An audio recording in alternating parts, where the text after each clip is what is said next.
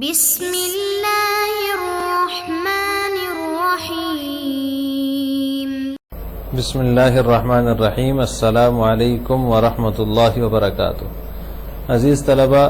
الفوز الکبیر فی اصول تفسیر کا آج سبق نمبر 32 ہے، اور اس سبق کے اندر ہم یہود کی چوتھی گمراہی استبعاد رسالت محمدی صلی اللہ علیہ وسلم کا بیان پڑھیں گے۔ اسباب استبعاد رسالت سیدنا محمد صلی اللہ علیہ وسلم، واما استبعاد رسالت سیدنا محمد صلی اللہ علیہ وسلم فاسبابہ۔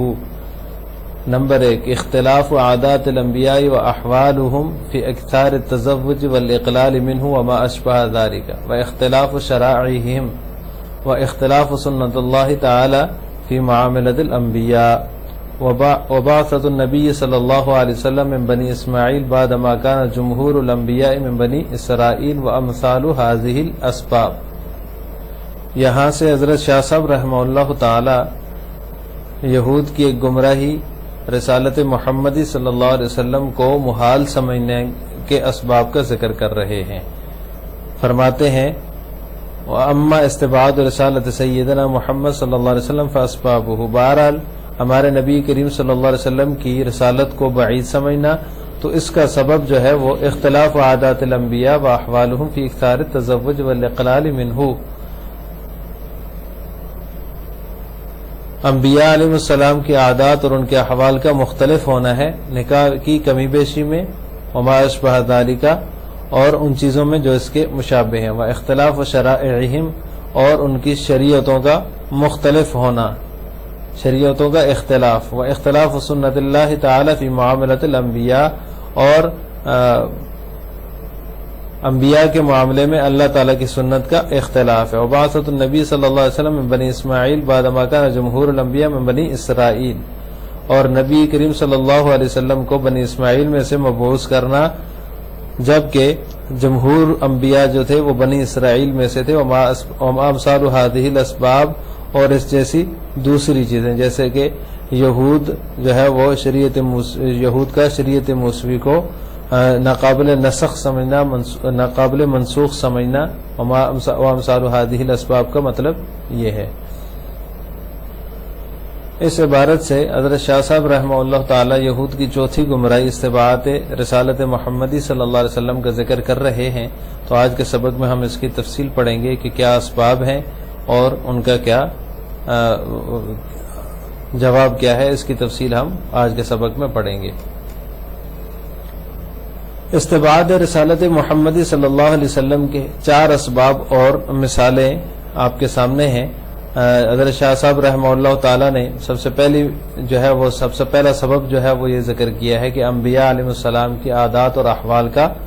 مختلف ہونا، جیسے اس کی مثال نکاح کی کمی بیشی اور غنا اور فقر وغیرہ میں مختلف ہونا۔ کسی نبی کی بیویاں زیادہ تھیں، ان کو زیادہ نکاح کی اجازت تھی، اور کسی کی کم نکاح کی اجازت تھی۔ اسی طرح کوئی نبی جو ہے وہ فقیر تھے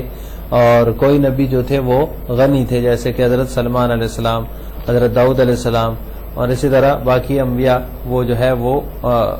غربت کی زندگی انہوں نے گزاری اور ان کے پاس مال و دولت کی فراوانی نہیں تھی۔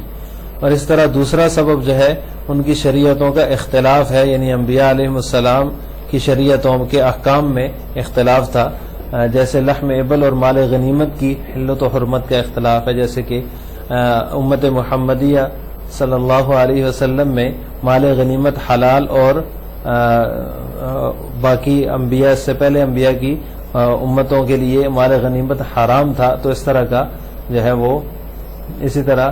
لحم ابل جو ہے وہ امت محمدیہ کے لیے اونٹ کا گوشت جو ہے وہ حلال ہے اور اس سے پہلے حرام بھی رہا ہے۔ تو اس طرح جو ہے وہ شریعتوں کا اختلاف تھا انبیاء علیہ السلام کی شریعتوں کا آپس میں۔ اور تیسرا سبب ہے انبیاء بنی اسرائیل کے معاملات میں سنن الہیہ کا اختلاف، یعنی اختلاف سنت اللہ۔ اس کی مثال جیسے اللہ کے نام کی نیاز کو آسمان سے آگ کا آ کر کھا جانا، یہ اللہ تعالیٰ نے انبیاء بنی اسرائیل کو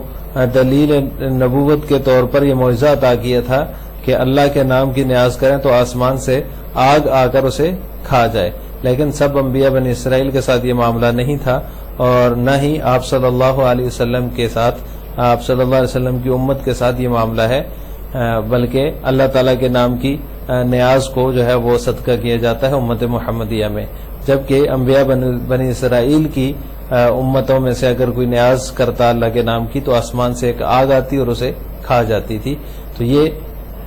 سنن الہیہ جو ہیں، سنت اللہ جو ہے، اس کا اختلاف ہے انبیاء بنی اسرائیل کے معاملات میں۔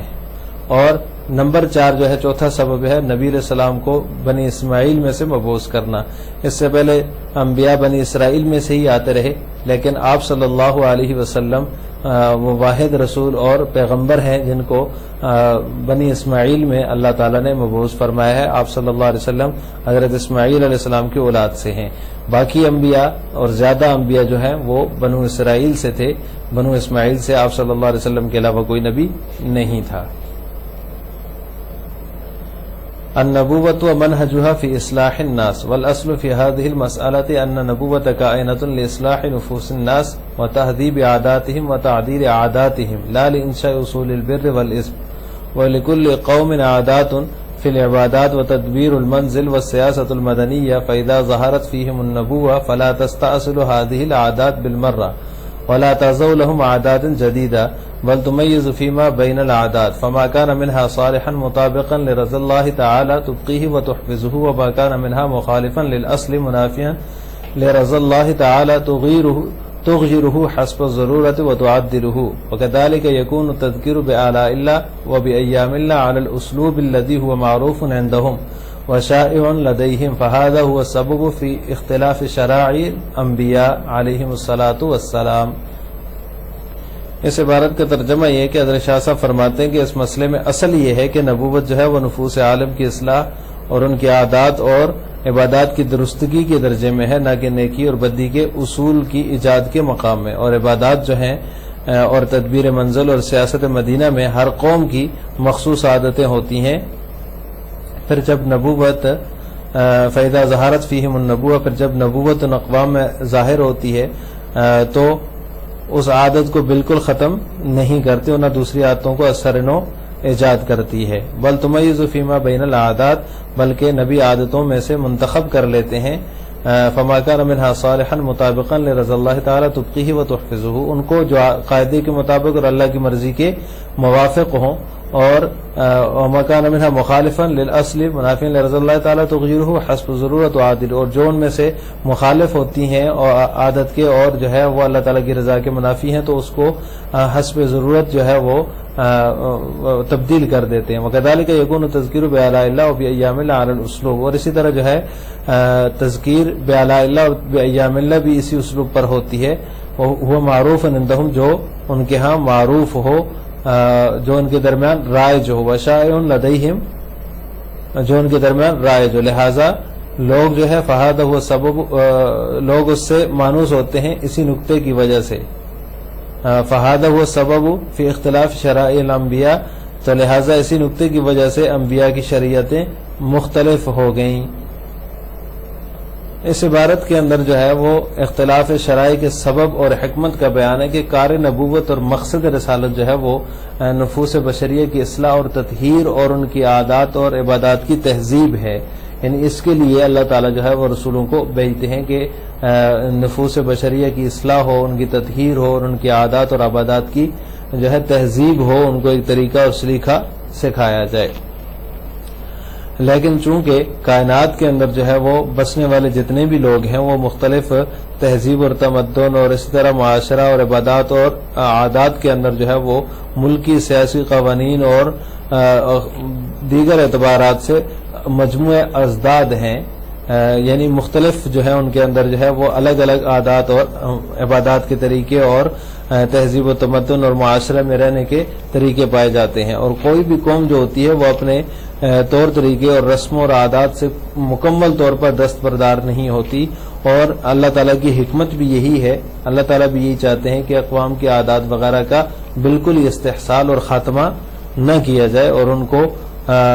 جو ہے وہ بالکل ہی ختم نہ کیا جائے۔ اسی لیے جو ہے وہ ہر جو رسول آتا ہے اور اللہ تعالیٰ کی طرف سے جو بھی پیغمبر آتا ہے وہ قومی اور علاقائی مصالح اور ضروریات کے مطابق جو ایسی شریعت لاتا ہے جو کہ قومی مزاج اور طبیعت سے ہم آہنگ ہوتی ہے اور ان کے مطابق ہوتی ہے۔ لہٰذا انبیاء علیہ السلام جو ہیں وہ اقوام کا کہ جذبات کا لحاظ کرتے ہوئے ان کی عادات اور عبادات میں ترمیم اور تغییر کرتے ہیں جب تک کہ اللہ تعالیٰ کی مرضی کے خلاف ہونا ان کا ثابت نہ ہو جائے. کسی عادت یا معمول پر پابندی بھی نہیں لگاتے. اسی طرح جو تذکیر ہوتی ہے اس کے مواقع پر بھی گرد و پیش کے احوال کی رعایت کی جاتی ہے. لہٰذا قرآن کریم کے اندر جو ہے وہ تذکیر بآلاء اللہ کے موقع پر انہی نعمتوں کا ذکر کیا گیا ہے جن سے عرب کے لوگ جو ہے وہ مانوس تھے. قرآن کریم کے اولین مخاطب وہی ہیں تو جن سے وہ مانوس تھے اس طرح کی تذکیر بآلاء اللہ کا ذکر کیا گیا. مثلا زراعت ہے، تجارت ہے، اونٹ، گائے، کھجور، انگور وغیرہ وغیرہ، نہ کہ آم، سیب، مرغی، بھینس وغیرہ ان کا ذکر نہیں کیا گیا. اسی طرح تذکیر بایام اللہ کے موقعوں پر فرعون، حضرت موسیٰ، حضرت ابراہیم علیہ السلام اور اس طرح اصحاب فیل کے واقعات جو ہے وہ قرآن کریم میں آپ کو ملیں گے اور ان کو ذکر کیا گیا ہے. جو دارا، رستم اور اس طرح کے جو فرحاد و شیریں کی کہانیاں ہیں جن سے عرب ناواقف تھے تو قرآن کریم کے اندر ان کو ذکر نہیں کیا گیا اور قرآن کریم ان کے ذکر سے خالی ہے. آج کے سبق کا خلاصہ یہ ہوا کہ ہم نے یہود کی چوتھی تحریف جو تھی، چوتھی گمراہی جو تھی وہ استبعاد رسالت محمدی صلی اللہ علیہ وسلم تھی، اس کے 4 اسباب اور وضاحت پڑھی ہے اور ان کی مثالیں پڑھی ہیں. آخر میں آپ سے 2 سوال ہیں. پہلا سوال یہ کہ استبعاد رسالت محمدی صلی اللہ علیہ وسلم کے 2 اسباب ذکر کریں. کون سے 2 اسباب تھے ان کا مختصراً آپ نے کمنٹ باکس میں جواب دینا ہے. نمبر 2، سنن الہیہ کے اختلاف کی مثال کیا ہے؟ اس کا جواب بھی آپ نے اختصار کے ساتھ کمنٹ باکس میں دینا ہے. السلام علیکم ورحمۃ اللہ وبرکاتہ.